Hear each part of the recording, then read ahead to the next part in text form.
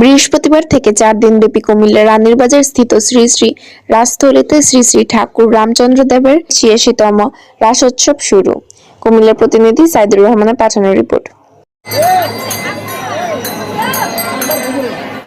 জানা যায়, বৃহস্পতিবার বিকেল ৩টায় হতে যথাক্রমে বেদবাণী পাঠ ও শ্রী শ্রী ঠাকুর প্রসঙ্গে আলোচনা এবং সন্ধ্যায় গঙ্গা আবাহন, উৎসব অধিবাস, শ্রী শ্রী নামযজ্ঞ আরম্ভ এবং শ্রী শ্রী সত্যনারায়ণ পূজা।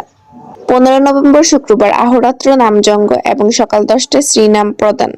এরপর মধ্যাহ্নে শ্রী শ্রী ঠাকুরের পূজা ও ভোগ ও আরতি এবং সন্ধ্যায় শ্রী শ্রী সত্যনারায়ণ পূজা শেষে শ্রী রাস পূজা।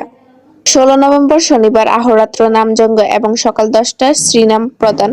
এরপর ঠাকুরের পূজা, ভোগ আরতি শেষে ভক্ত শ্রোতার মাঝে মহাপ্রসাদ বিতরণ এবং সন্ধ্যায় সন্ধ্যারতি ও শ্রী শ্রী সত্যনারায়ণ পূজা। শেষ দিন 17 নভেম্বর রবিবার প্রাতে শ্রী শ্রী নামযজ্ঞ সমাপন। তদুপলক্ষে আশ্রমের দুপাশে মেলা বসেছে। ওই অনুষ্ঠানের প্রতিটি পর্বে অংশগ্রহণ করিয়ে আনন্দবর্ধন করার জন্য অনুরোধ জানিয়েছেন কুমিল্লা রানীর বাজার স্থিত শ্রী শ্রী রাসস্থলীর সাধারণ সম্পাদক শ্রী রবীন্দ্রচন্দ্র সরকার।